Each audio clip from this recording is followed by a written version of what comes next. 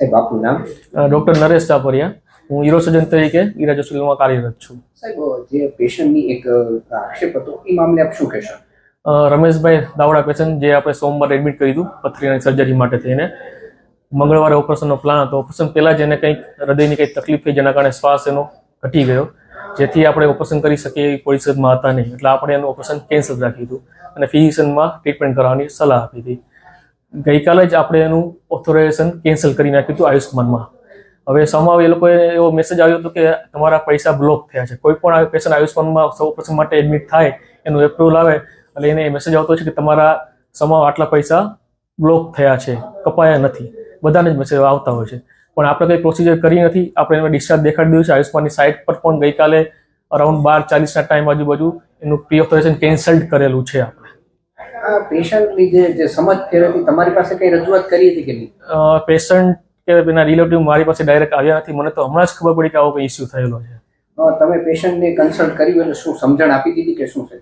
હા, પેશન્ટ સાથે રિલેટિવ સાથે અમે અત્યારે બેસીને બધું ડિસ્કસ કર્યું છે અને બધું એક્સપ્લેન કરી દીધું છે કે આ ખાલી બ્લોક થયેલા છે, પૈસા કપાણા નથી, અમે કંઈ ઓપરેશન પણ કર્યું નથી.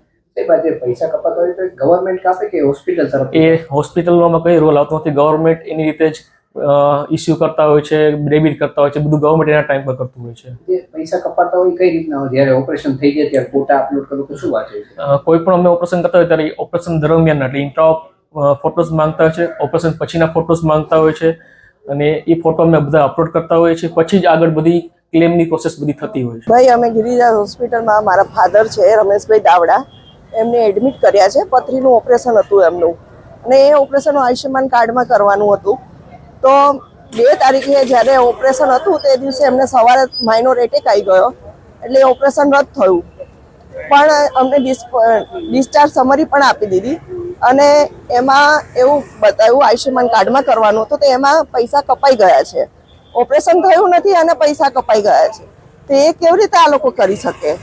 એ વાત ખોટી છે. અને હજી એમને એન્જિયોગ્રાફી કરવાની, તો એન્જિયોગ્રાફી પણ એમાં જ કરવાની છે આયુષ્યમાન કાર્ડમાં. તો હવે એમાં આવું કંઈ ના થાય એનું અમને પ્રોબ્લેમ છે કે આ કેવી રીતે હોસ્પિટલ વાળા કરી શકે આ કામ. એની તો કંઈ નહીં, બસ આ જે એન્જિયોગ્રાફી કરવાની એમાં કોઈ આવો ગફલું ના થાય અને ગરીબ માણસના પૈસા આવી રીતે લૂંટી ના શકે હોસ્પિટલ. અમારું એ કહેવાનું છે આયુષ્યમાન કાર્ડ નરેન્દ્ર મોદી સાહેબે શું કામ કાઢ્યું છે કે ગરીબ માણસને આ સવલત મળે કે એમને ક્યાંય લેવા ના જવા પડે. અત્યારે 15,000 કે 10,000 માણસ ક્યાંથી લાવે? એવી રીતે ગરીબ માણસ આયુષ્યમાન કાર્ડ એટલે જ કઢાવે છે કે એમને આ સરકારી સહાય મળે. અને જો એમાંય તમે આવી રીતે ગફલો કરો તો કેવી રીતે ચાલે?